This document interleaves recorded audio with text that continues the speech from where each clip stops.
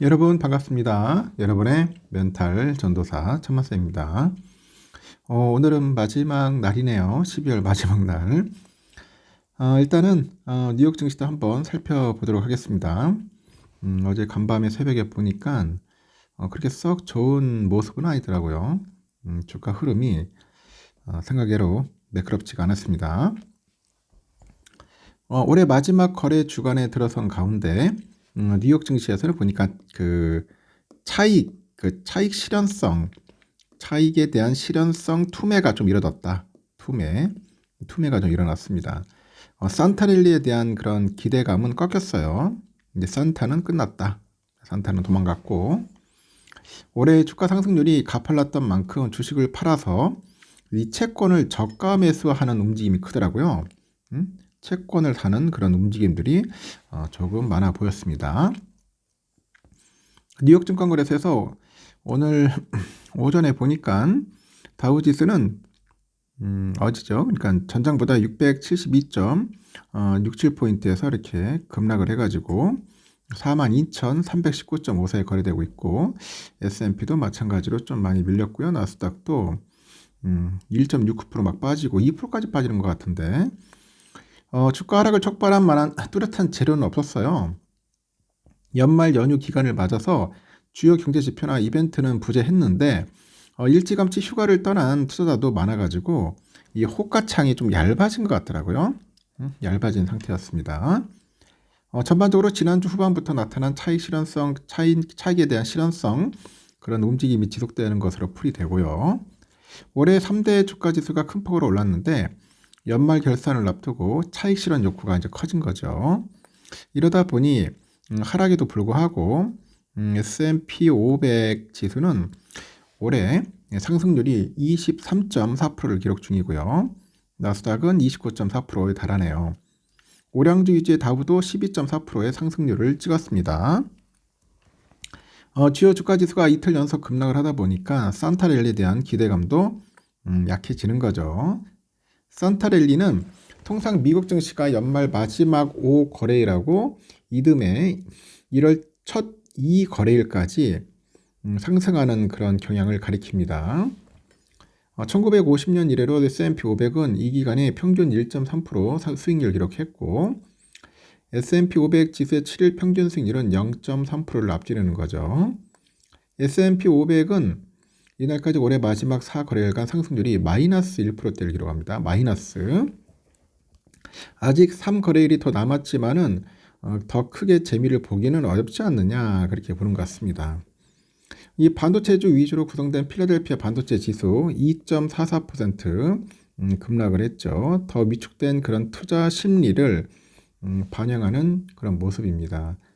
필라델피아 지수 구성 종목은 모두 하락세인데, 엔비디아 보합권에서 오르내릴 뿐 브로드컴이 3.36%, ASML 2.53%, AMD 2%, ARM 2.98%등 주요 구성 종목은 3% 안팎의 약세를 보였고, 거대 기술 기업도 대부분 1% 이상 밀립니다.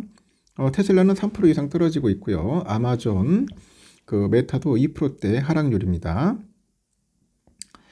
일단은 약간 실망스럽지만은 이것은 약간의 이익 실현이고 연방준비제도를 둘러싼 일부 주점이라고 본다, 이런 이야기를 합니다. 지금 흐름이 호재가 많은 내년을 정말로 바꿀 것이라고는 생각하지는 않는다, 언급을 하고요. 그리고 어떤 분은 이번 주 거래는 거래량과 유동성, 참석률이 극히 낮은 것이 특징이라는 점을 명심해야 한다는 거죠.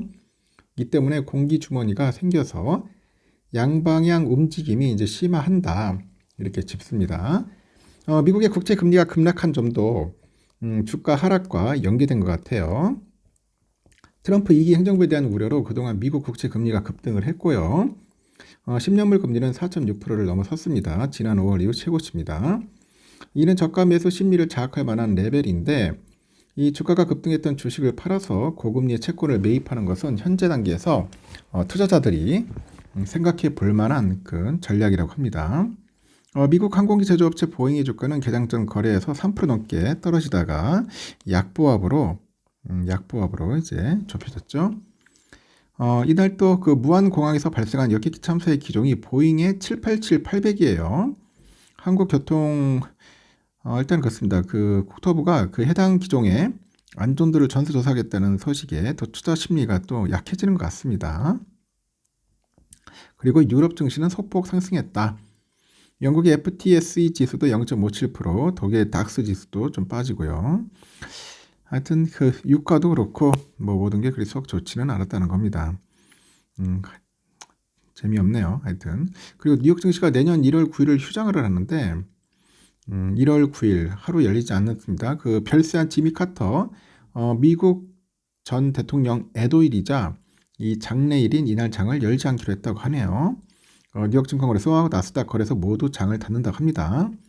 채권 시장은 열리는데 거래는 평소보다 2시간 이른 미국 동부 시간 오후 2시에 마감을 한다고 합니다. 일단은 증권사들의 모임인 증권산업과 금융시장연합회의 권고에 따른 것 같아요. 앞서서 뉴욕 증시는 조지 부시 전 대통령 아버지인 그 조지 부시 전 대통령이 작고했던 당시에도 그 추모일인 2018년 12월 장이 열리지 않았다고 하는 것 같습니다. 일단은 그러네요. 미국 30부대 대통령인 카터 전 대통령은 역사상 가장 훌륭한 전 대통령이라는 별명이 있네요. 대통령 재임 기간에 인기가 없었고 드물게 재선에도 나서지 않았는데 그런데 그 퇴임 뒤에는 활발한 사회활동에 나서서 이 무주택자들한테 집을 지어주고 가난한 나라 주택, 식수 문제 해결에 앞장선 등 인도주의 실천의 대명사가 됐다. 그리고 카터 전 대통령은 지난 29일로 100세를 일기로 서거했습니다. 대단하신 분이네요. 하여튼 카터 전 장례식은 그 애도일인 내년 1월 9일이 워싱턴 DC 내셔널 성당에서 열리고요. 그래서 이제 나스닥 거래소하고 다 1월 9일 하신다고 하니까 참고하시기 바랍니다. 일단은 나스닥 100은 1.28% 빠졌습니다. 그리고 S&P 500이 1.07% 빠졌고요. 필라델피아도 많이 빠졌어요. 1.88% 정도 더 빠지다가 낙폭 좀 줄이긴 줄였는데 그래도 많이 빠졌다. 엔비디아만 아주 특이하게 0.35% 올랐어요. 0.35% 올랐고 브로드컴 많이 빠졌네요. 2.5%.